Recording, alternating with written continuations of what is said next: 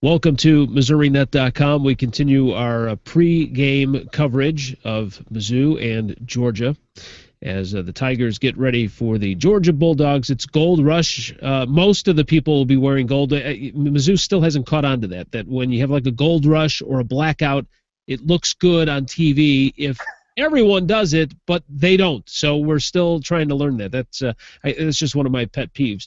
TJ Fenske from KRCG-TV out of Jefferson City is with us, and I look at the depth chart, TJ, and the first thing that jumps out is Jimmy Hunt is listed as a starter, Darius White listed as a starter. That's got to help Maty Mauk and that Mizzou passing game. Totally. And first, I'm mad about the Gold Rush. I don't think it helps that Mizzou's playing at 11 a.m. Just saying with the Gold Rush. But speaking of the wide receiver, that's got to help big time. Offense has been struggling the last two games, and hopefully this bye week they've been able to straighten some things out. But especially against South Carolina, you could tell they were missing something on offense.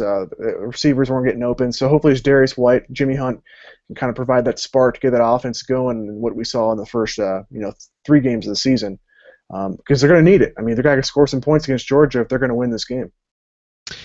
I was real critical in that game, and let's go back and talk about that South Carolina game because we didn't talk during the bye week. But I was really critical, and I'll go back a couple of weeks to Indiana.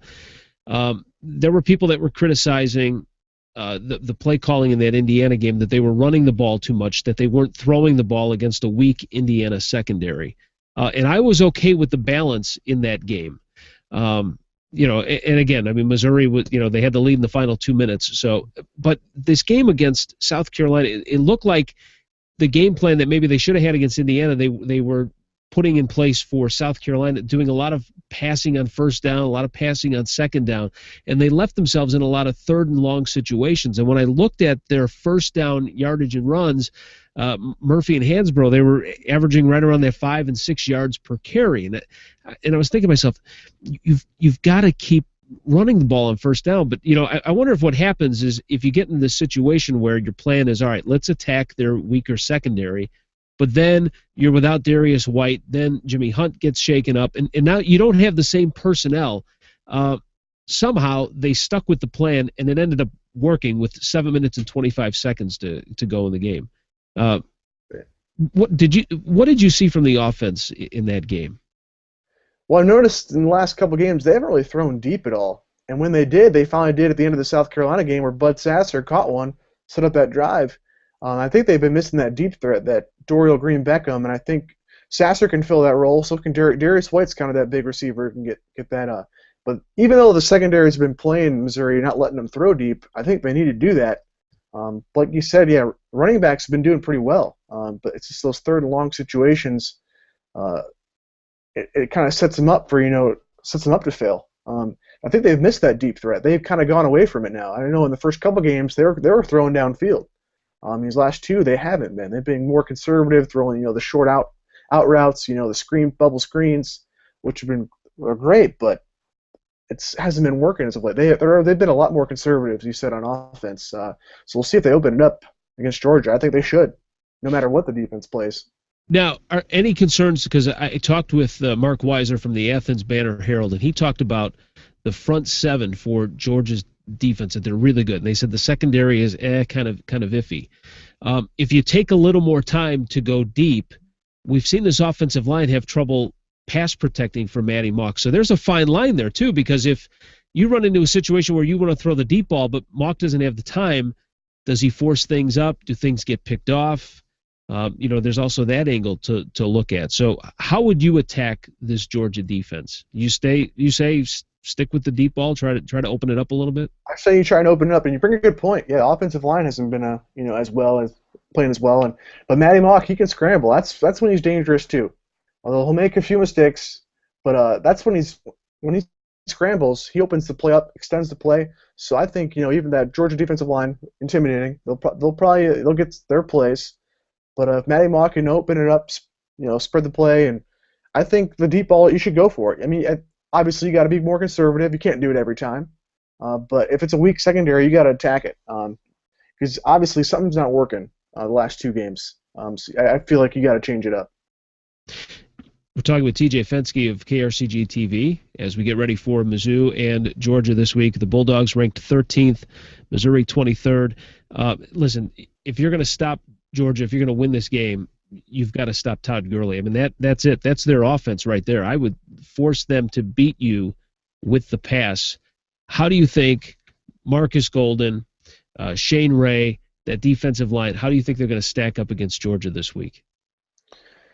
I think pretty well. I mean, I've been wrong in the past, but I mean, Georgia's quarterback, Mason Hudson, he hasn't passed for over 200 yards in each of the 4 or 5 games they played this year. So yeah, it's all Todd Gurley. I think they're going to play up on the run. They're going to load the box up, make Georgia beat them with the pass. Marcus Golden, Shane Ray, if there's anyone capable of stopping Todd Gurley, I mean, it's them. I mean, they're our NFL prospects. You know, they have the skills and talent to do it. I say they're going to load the box, try and stop him. Made Georgia throw the ball against him.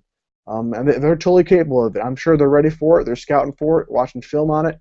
And he's going to be the reason Georgia wins. If Todd Gurley has a good game, Georgia will win. So I think they know that too. Let's talk just for a little bit here, TJ. Let's talk about the standings and where we're at here.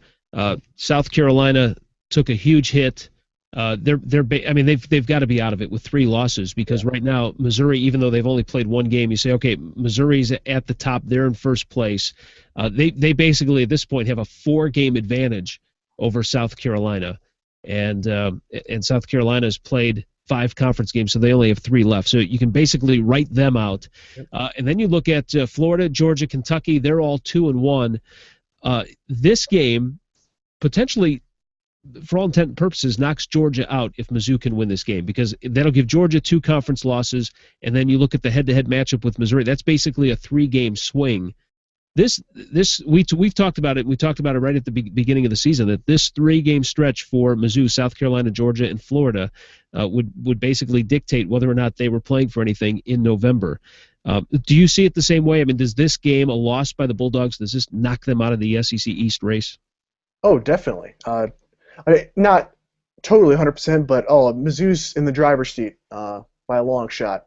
I mean, you figure in Georgia's, even after this, they still have to play Auburn, and that's not even a guaranteed win. So they could have 3 losses, in the SEC East. So, I mean, Mizzou, if they win this game, they have Kentucky at home. Florida looks beatable. Offense looks a little shaky there. So it's kind of looking a lot like last year, where Mizzou kind of took that 2-game lead over South Carolina, and that Texas A&M game for Mizzou isn't looking as great as it was in the beginning of the year, and Arkansas at home isn't looking as an easiest game as we thought it was, but for sure this is a huge game. This could kind of decide to put Missouri pretty much in the driver's seat, go to the SEC championship game for a 2nd year in a row, which is quite amazing when you think about it. But obviously, if they lose this game, things shake up quite a bit. But they win this, they're in the driver's seat, and I see them going to the championship game if they do. Wow, now that's a bold prediction. That's a bold prediction, TJ. You know what? I would have agreed with you, and we did agree about 3 weeks ago. But all of a sudden, though, I start looking at Kentucky. I know Texas A&M took a hit, but that's on the road. Tennessee, you look at them, they played Georgia, pretty tough a couple of weeks ago. They lost by 3 points. And then you've got Arkansas that's hanging with people. All of a sudden, I'm almost more concerned about the final 4 or 5 games of the season than I am about this middle 3.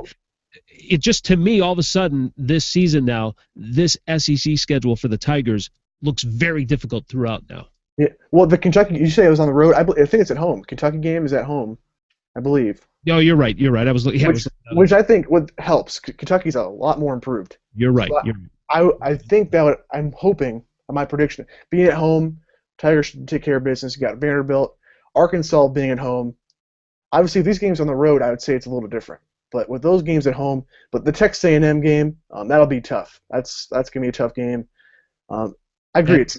At Tennessee, what do you think about that one? Yeah, in Tennessee, they've struggled too. I mean, I don't think they've won an SEC game yet either. They lost to Florida 10-9. But still, obviously, a long season ago, every team's tough, no matter where you play them on the road. But I do think this game puts pretty much Missouri up 3 games. That's going to be tough because Georgia still has to play Auburn, and they have a few more SEC games left. Who knows? I mean, 2 losses could get Missouri in. So they can afford 2 losses, I think. Obviously don't want that, but hey, they could have 3 losses going to the SEC championship game, which is it's unique to think about. Yeah, absolutely. I mean, it could be. I mean, this is everything has been turned upside down with this conference here after 4 or 5 weeks of the season. But Kentucky's a dark horse. You're right. That team, that looks dangerous. They've played pretty well. Yeah, that's a trap game, and that's one of those where the thing that might help Missouri in that case is I think now they're starting to take notice of what Kentucky can do. I think maybe they kind of snuck up on a couple of these teams early, and now I think you take notice. The fact that they almost beat Florida, the fact that they beat South Carolina, I think now you start to look at them and say, hey, you know what, this team now we've got to consider them a part of the top the top half of this division. So we'll see. All right, final thoughts. I ask you this every week. Your thoughts on this game, what Mizzou does, win, lose, by how much? I say a win. I say they're ready for the challenge. It'll be a close one for sure. I'm gonna say 24-21, 3-point edge. They're gonna pull it out at the end. I think it's gonna be very close. This is gonna be good. Low scoring. I think it's gonna be a pretty good game.